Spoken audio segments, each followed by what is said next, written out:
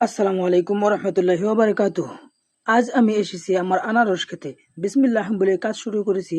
আজকের কাজ হলো আমার আনারস ক্ষেতগুলোর প্রয়োজনীয় ভিটামিন ও ঔষধ প্রয়োগ করা, যাতে আল্লাহর রহমতে এগুলো সুস্থ থাকে এবং ভালো ফলন দেয় ইনশাআল্লাহ। প্রথমে আমি আমার কীটনাশক ছেটানোর মেশিনটি কাজে তুলে নিলাম। এই মেশিনটি আমার কাজের প্রধান সহায়ক। এরপর আমি আমার পাশের বাড়িতে গেলাম, কারণ সেখান থেকে আমি আমার ট্যাঙ্কিতে পানি নিব। ধীরে ধীরে ট্যাঙ্কিতে পানি ভরতে শুরু করলাম। পানি নেওয়ার পর আমি একে একে প্রয়োজনীয় ঔষধগুলো সঠিক পরিমাণে মেশাতে শুরু করলাম। এই ধাপটি অত্যন্ত গুরুত্বপূর্ণ, কারণ পরিমাণ ঠিক না হলে আনারসের ক্ষতি হতে পারে। আমি সর্বোচ্চ সতর্কতার সাথে প্রতিটি ঔষধ মিশাচ্ছি। এখানে তাড়াহুড়া করে চলবে না, কারণ এই আনারসগুলোই আমার পরিশ্রমের ফল, আমার রিজিকের একটি মাধ্যম। আমরা সবাই জানি রিজিকের মালিক একমাত্র আল্লাহ। আমরা শুধু চেষ্টা করি, আর ফল দেওয়ার ক্ষমতা তারই হাতে। যারা আমার এই কৃষি কাজের ভিডিওগুলো নিয়মিত দেখেন, লাইক কমেন্ট করে পাশে থাকেন, তাদের প্রতি আমি আমার আন্তরিক কৃতজ্ঞতা প্রকাশ করছি। আপনাদের এই ভালোবাসা এবং উৎসাহই আমাকে প্রতিদিন কাজ করার অনুপ্রেরণা দেয়।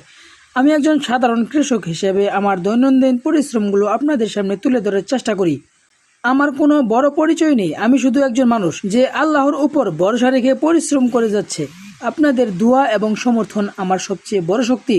যারা আমার ভিডিওগুলো দেখেন তারা যেন সবসময় ভালো থাকেন, সুস্থ থাকেন, এই দোয়াই করি। আর যদি আমার ভিডিওগুলো থেকে কারো সামান্য উপকার হয়, সেটা আমার জন্য সবচেয়ে বড় অর্জন। আপনারা পাশে থাকলে আমি ইনশাআল্লাহ আরও ভালোভাবে এই কাজগুলো আপনাদের সামনে তুলে ধরার চেষ্টা করব ইনশাআল্লাহ।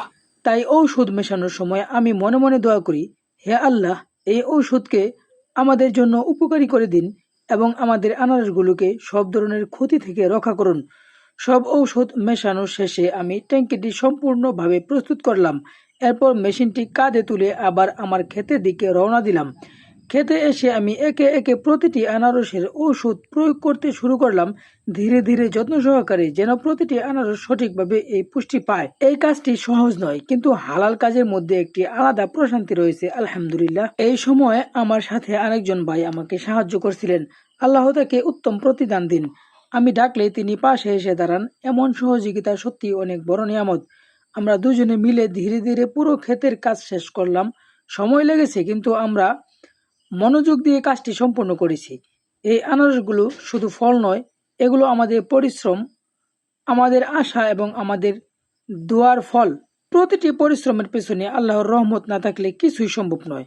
আমরা শুধু চেষ্টা করি, কিন্তু কবুল করার মালিক একমাত্র আল্লাহ। হালাল পথে উপার্জন করাই ইবাদতের মতো। আর এই ঘাম, এই কষ্ট সবই একদিন সাক্ষী হয়ে থাকবে ইনশাআল্লাহ।